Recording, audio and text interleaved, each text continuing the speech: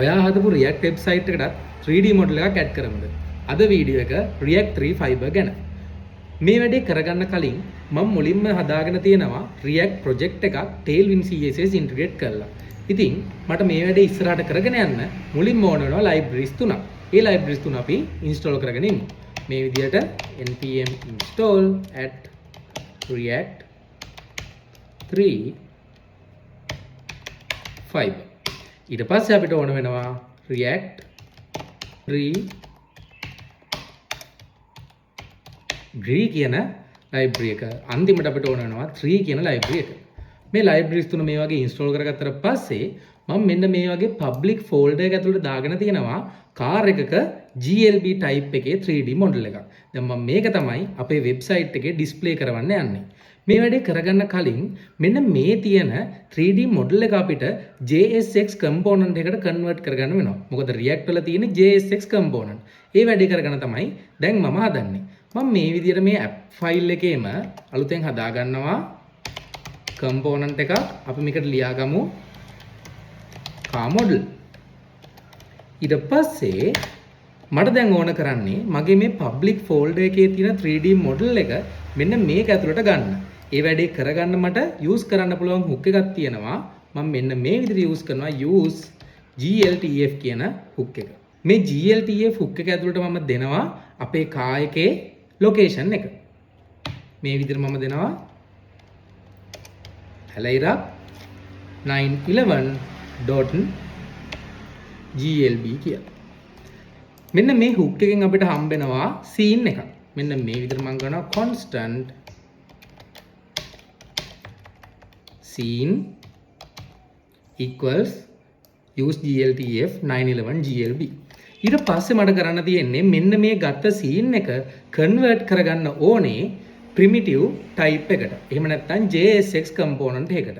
මම මේ විදිහට return කරගන්නවා primitive tag එකක්.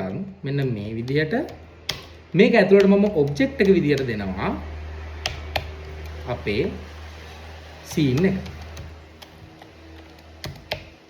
දැන් ඔන්න අපිට කරන්න තියෙන්නේ මෙන්න මේ හදාගත්ත component එක අපේ application එක ඇතුලේ display කරවගන්න එක. ඒකට මම මෙන්න මේ විදිහට හදා ගන්නවා canvas එකක්.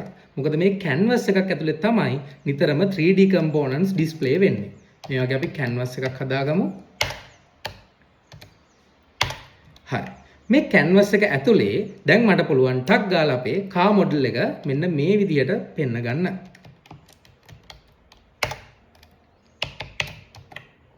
හරි. දැන් ඔයාලට පේනවා කළු පාට car model එකක් තියෙනවා. මේක කළු පාටට පේන්නේ මේකට කිසිම light එකක් වැදිලා නැති හින්දා. අපි මේකට පොඩි light දෙකක් high කරගමු. මුලින්ම අපිට ඕන වෙනවා ambient light එකක්. ambient light එකක් කියලා කියන නිකන් පැතිරිලා දෙන light එකක්. මෙන්න මේ විදිහට මම ambient light එක දාගන්නවා.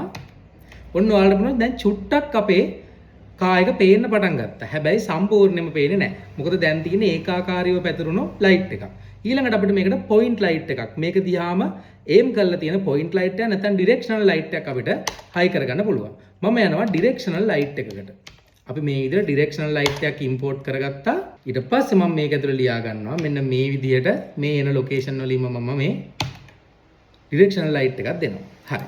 දැන් ඔන්න අපේ කාර් එක ලස්සනට පේන්න ගත්තා. දැන් මට මේකට පොඩි වැඩක් දාගන්න ඕනේ. මේක කරකවා ගන්න, zoom කරන්න, zoom out කරන්න මට හදා ගන්න ඕනේ.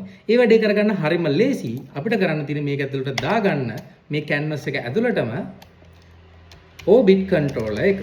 මේ විදිහට orbit controls tag එකක් මම මේක ඇතුළට දාගන්නවා. දැන් මට පුළුවන් මේ විදිහට මේ කාර් එක කරකවන්න, scroll කරන්න, zoom කරන්න සහ මේ දේවල් බලන්න මට පුළුවන්.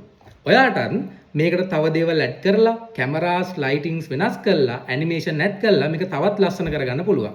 ඒ වගේම djs.org එහෙම නැත්නම් brunosimon.com කියන සයිට් එකට යන්න. ඒකෙදි ඔයාලට බලා ගන්න පුළුවන් මේ 3D model පාවිච්චි කරලා ලස්සනට හදපු වෙබ්සයිට් සහ ප්‍රොජෙක්ට්ස්.